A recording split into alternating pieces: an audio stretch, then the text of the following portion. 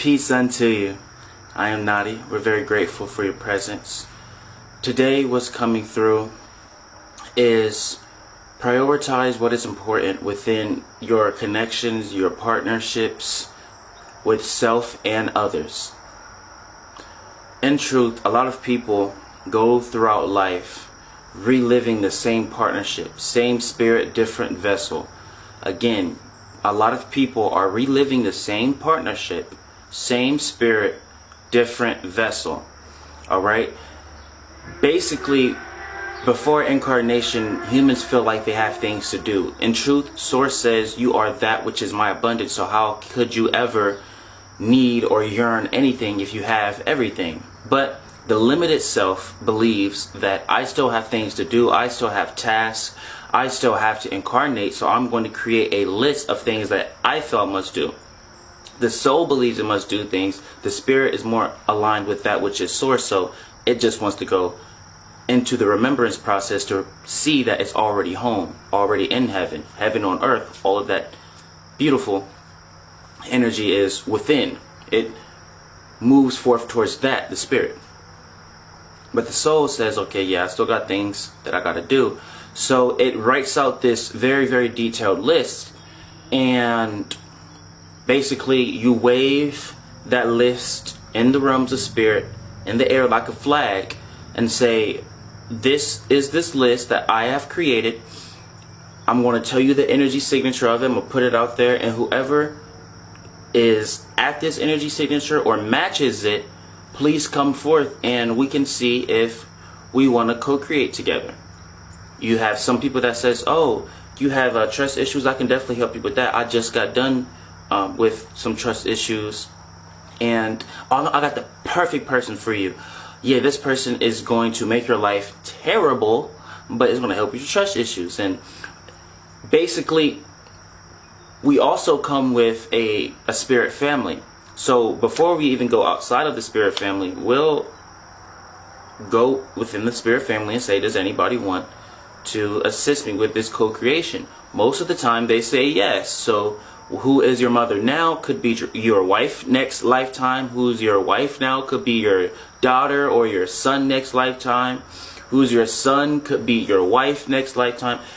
The family, the spirit family that is, they are assisting you constantly in co-creation. But I said most of the time they do that because there comes a point where the beings in your spirit family has already evolved. So what they'll do is, since y'all don't match on an energetic frequency, on a that signature basis, they'll say, I would like to be replaced. So either one of the two things is going to happen. Either that being is going to hold presence in your spirit family and be the example as of Yeshua, or as like those beings, you know, be the example so you know what you're moving forth towards, or they'll just swap out. Like people swap guides and all that all the time. We're all one. So it's not like they're actually leaving. And in spirit and in soul, we know that fundamentally. So we can go to this spirit family from this spirit family because we understand we're all one. So I'm not leaving. There's no separation. But in truth, just know that if everyone around you is evolving, you might have to do some reflection. Like on earth, people make the statements of, if you're alone, you're probably the problem. But it's actually the reverse. If you're alone, quote unquote alone, then you have cleaned up so much of your to-do list. Now nobody is willing to co-create with you because there's nothing to co-create.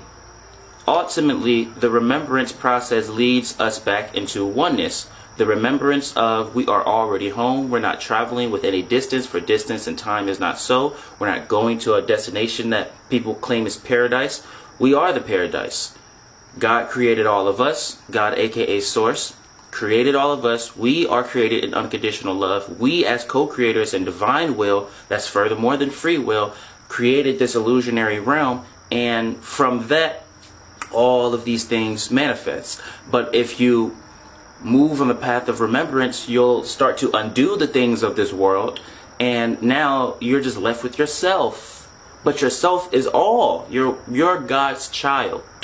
Alright, when they say God had one and only child, the one and only child was you. And you thought that you were children based upon your ego, because your ego likes to be an individual. So it would rather shatter itself into many pieces to carry out a individual expression, rather than be a part of the many, be a part of the one, because it feels like it's too important or it's too stoic to be involved with everybody else. You are royalty, but how far do you want to take that royalty concept, that ideology? So, as it pertains to partnerships and connections, ask yourself, am I reliving something that I have already lived? Truly ask yourself that. If it serves for you to write on a piece of paper, then write on a piece of paper the pros and cons of a particular relationship. See if you're actually living something new, or you're reliving something that you have already completed, or if you still got stuff to do. Is the person that you're dealing with now the same as your last person that you was dealing with, as in arguing, as in feeling insecure, as in mood swings, as in your triggers and traumas bringing back up? Like, is these things coming forth again? And with that, people may say, oh man, if I'm dealing with these same type of people, then possibly a soulmate would assist me in this situation. Be very careful, because a soulmate could very well be worse than your toxic partner, because a soulmate shines a light so bright it illuminates your darkest areas.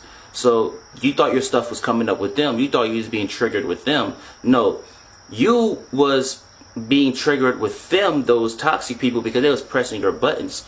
But your soulmate is going to shine light on all of your triggers, whether she pressed them, he pressed them, or not. Triggers from your childhood, teenage, and adult years, everything will be brought back up. So be very careful with wishing forth your soulmates. The loophole to this is willing in the soulmate energy in you.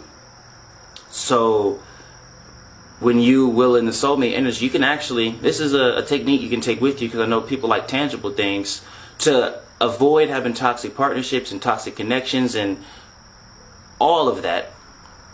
Set an intention before you go to sleep to go to a realm that is very Christed, or if you don't like the term Christ, go to a realm that's the I am presence. Go to a realm that has only unconditional love. Just make this intention. Say, Source, guide me to a realm that is only of unconditional love, as this physical vessel reaches its sleep state or resting state. And God is going to listen to you, because all God and the angels and all of these guides, they're all just waiting for you to put out the call. They can't just step in your way and help you. That's not how it works. You have to say, listen, I give you access to my sacred space, so make it happen. You have to put your foot down, make it happen. Be in your commander energy. We're not saying try to dictate God. That's not the goal here. The goal is you're a co-creator. So start acting like it. Don't be like, well, I don't know if this spice is supposed to be in this type of food. Just put it in the food and taste it. You're a chef. Alright? Chefs make good things. Alright? Chef makes good food. Alright? You are a certified chef in this giant kitchen we call Earth. Okay? Everything was new. All dishes that you ever thought was the greatest dishes, it started off new somewhere. Somebody somewhere was like, I wonder if this tastes good with this. Try it. All of these modalities and techniques I give you, just try it. Before you go to sleep, set an intention with Source, aka God, and say, take me to a place of unconditional love. I affirm it, and so it is. And constantly do this daily. And you'll will in that soulmate energy. And it's going to hurt for like a few days, because all your stuff is going to come up. You're going to have random thoughts throughout the day, sporadic thoughts. Oh no, why is this person coming back in my life, in my thoughts? Why am I thinking about this person? Just let it happen, let it pass. And when you think about them, if something comes up, you got stuff to deal with. If you think about them and you just say, that's fine, welcome home. So with that, we conclude with welcome home.